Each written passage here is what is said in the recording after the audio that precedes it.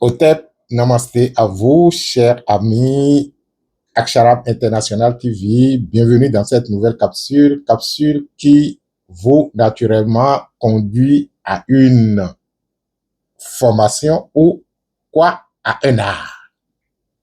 C'est vrai que lorsqu'on se retrouve dans cette existence, nous voyons les gens faire des choses et on se met tout simplement à les faire sans se demander mais quel est le bien fondé de tel ou tel acte?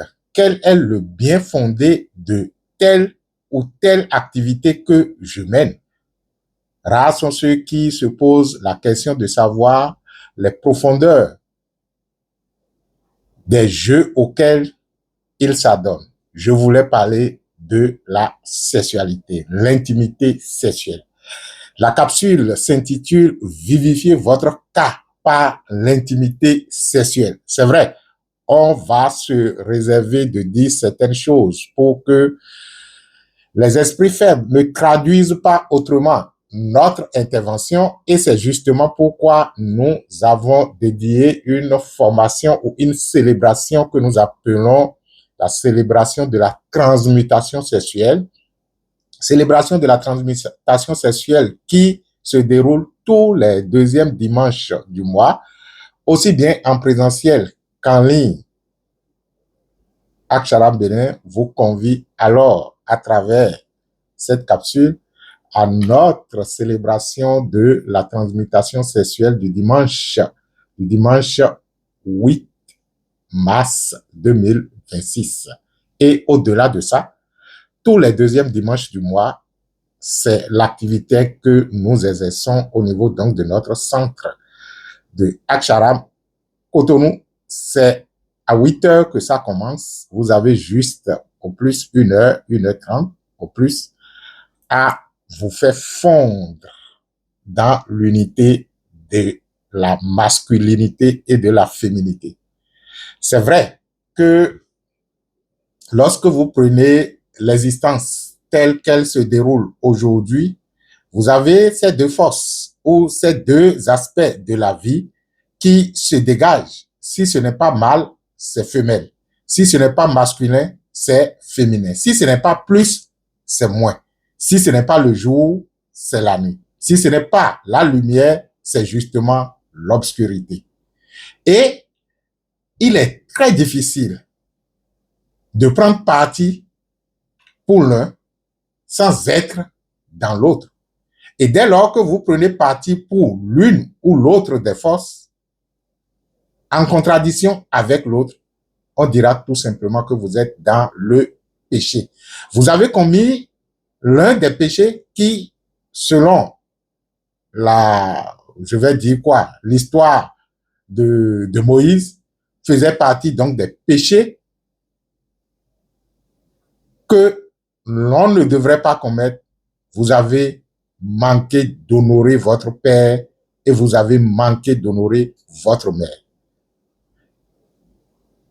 La citation dit ceci: honore ton père et ta mère et tes jours seront heureux.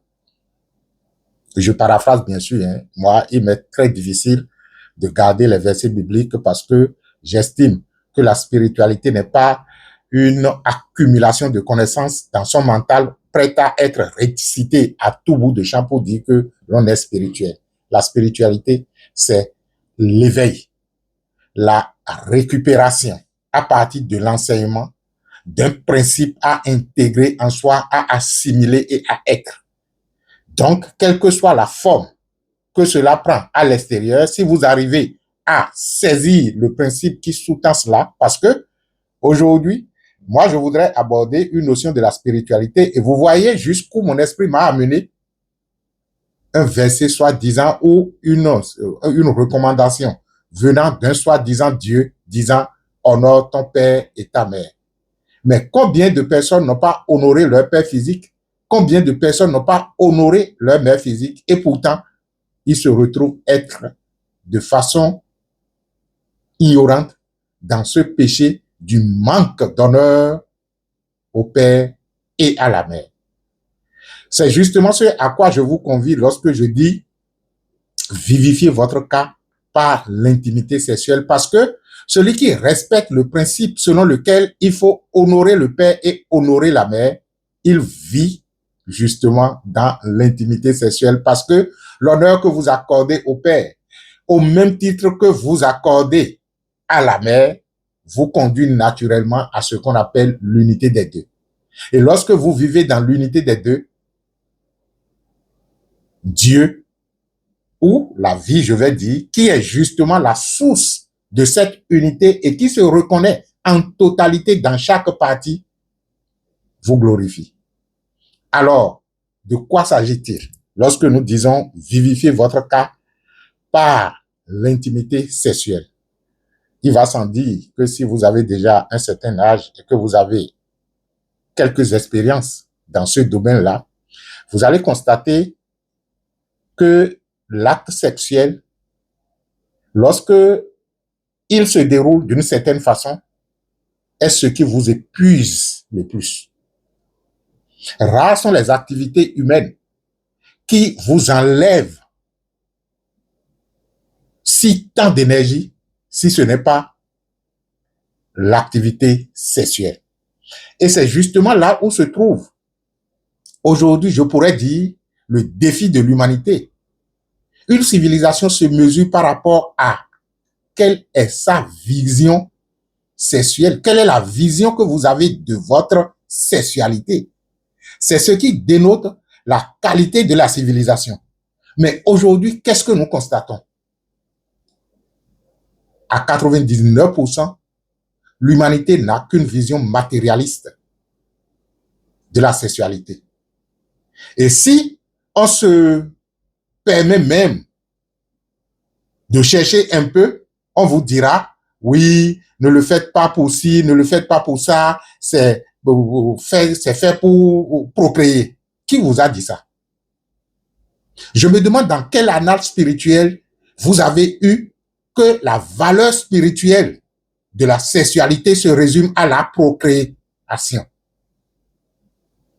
Je vais vous choquer pour dire que la première qualité, est-ce que je vais parler de qualité? Le premier rôle, la première valeur, qu'est-ce que je vais dire? Le premier principe même de la spiritualité ne se retrouve, de la sexualité, je voulais dire, ne se retrouve nullement dans la procréation. Le fait d'enfanter n'est pas ce qui est réservé à la à la sexualité spirituelle. Ah oui, les gens s'étonnent. Ah oui, les gens s'étonnent. Et pourtant, on nous a dit à l'église que si on s'abstient, on rentre dans le mariage, on fait le sexe et on fait des enfants. Oui. Et l'humanité est à la mesure de cette vision que nous avons cultivée jusqu'à présent. Si ce n'est pas pour faire des enfants, c'est pour le plaisir corporel. Et par la suite, c'est devenu une marchandise. Et c'est là où l'humanité se retrouve aujourd'hui. Ça, c'est un constat sur lequel nous n'allons pas tirer. On ne va pas perdre du temps sur ce constat-là, qui, naturellement, est douloureux. Douloureux au sens où, lorsque vous regardez ce que nous avons aujourd'hui comme civilisation, ce que nous avons aujourd'hui comme existence humaine, avec toutes ces souffrances, et qu'on vous dit justement que la qualité de vie d'une civilisation dépend essentiellement de sa vision sexuelle. Ah oui. Ramenons le sujet à nous, en tant qu'individu, parce que, de toutes les façons, on ne peut pas corriger le collectif, hein. C'est impossible. Si vous forcez, on vous tue. Parce que le collectif est têtu. Nous n'allons pas demander à toute l'humanité, encore moins à toute une communauté, de se mettre au pas. Mais on peut justement s'inviter en tant qu'individu à se mettre au pas si on commence par développer de l'amour pour soi. Parce que, quel est cet amour que j'ai pour moi-même qui ne puisse pas me permettre de cultiver un état de paix et de sérénité en moi? Et que un acte aussi sensible que l'intimité sexuelle soit la source des dysfonctionnements que je vis, soit la source des dégâts psychologiques que je crée en moi. Parce que vous allez constater que plus vous en faites, de la façon dont ça se déroule actuellement, plus on est désassé. Vous êtes vidé. Vous n'avez plus de substance. Parce que justement, ça a été mal réglé. Mal réglé, d'abord par le choix du partenaire, mal réglé par la façon dont c'est fait, mal réglé par la vision qui sous-tend l'acte. Il est alors important que nous commencions par nous poser la question la plus simple. Et si la vie devrait s'adonner à cet acte? Si je suis suffisamment autonome et souverain de moi-même, si je suis suffisamment, je vais dire quoi, en unité et en paix avec moi-même, comment je pourrais m'adonner à l'acte sexuel? Parce que le simple fait d'aller chercher la complémentarité dans le sexe opposé, sans réaliser que cette complémentarité est d'abord en soi et vivre l'unité de la vie avant d'y aller, est la source de tous les dégâts. Et ce que nous vous proposons aujourd'hui, c'est justement revoir votre sexualité. Revoir votre sexualité afin que cela puisse être une source d'inspiration. Waouh! La sexualité comme une source d'inspiration. Ce sera un thème que nous allons développer très prochainement. Peut-être que cela pourra vous permettre de ramener ou de créer un espace de solution au cours de l'acte sexuel, lorsque les deux partenaires s'entendent. Il est possible, justement, de se lever donc du lit de l'intimité et de pouvoir sauter encore. Quand j'en parle maintenant, je me rappelle en tant quand nous, on était au collège, je me rappelle qu'un jour, j'étais avec un ami à moi et l'un de mes frères ou cousins est venu me dire, bon, et s'il te plaît, il y a tel qui est là. Tel dont on parle, c'est ma copine. Et je me suis excusé alors auprès du groupe d'amis et j'ai dit, ah, permettez-moi d'aller voir celle qui m'a rendu visite. Bon, c'est vrai que je suis parti, je me rappelle plus ce qui s'est passé. Hein. Et quand je suis revenu, il y avait un ami qui disait, Monsieur Maurice, il y a quelque chose qui s'est passé. J'ai dit, mais pourquoi toi tu me dis ça? J'ai juste fait quelques minutes, le temps de discuter avec la go et de la laisser partir. Et tu me dis, et comme pour m'attraper, il me disait de sauter, qu'il va voir. Bon, je me rappelle plus si j'ai sauté ou pas. C'est pour vous dire tout simplement que si j'avais sauté, il m'aurait certainement attrapé. Mais si je n'avais pas sauté, c'est peut-être parce que j'avais fait quelque chose. Je ne me rappelle plus. De toutes les façons, c'est ramener à votre esprit que lorsque vous finissez un acte sexuel et que vous vous sentez épuisé, cela veut dire qu'il y a quelque chose qui a mal fonctionné. Les muscles peuvent être fatigués par, disons, l'exercice physique, ok, d'accord. Mais se sentir épuisé et vidé, cela veut dire qu'il y a quelque chose qui a mal fonctionné. Et cela peut être lié à votre choix du partenaire et le plus souvent lié à la façon dont vous faites le sexe, qui naturellement s'inscrit dans votre vision de la sexualité. On ne va pas à la sexualité pour assouvir un plaisir personnel. On va à la sexualité pour donner quelque chose que l'on a déjà réalisé en soi.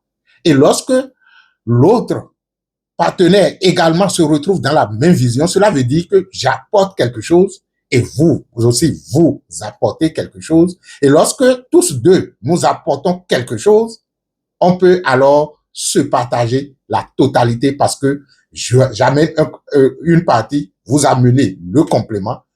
Les deux parties forment maintenant la totalité que chacun prend. C'est ça le sexe. La légende raconte que dans le monde du divin, que nous sommes à l'image et à la ressemblance de Dieu. Par conséquent, nous sommes l'unité des deux pôles.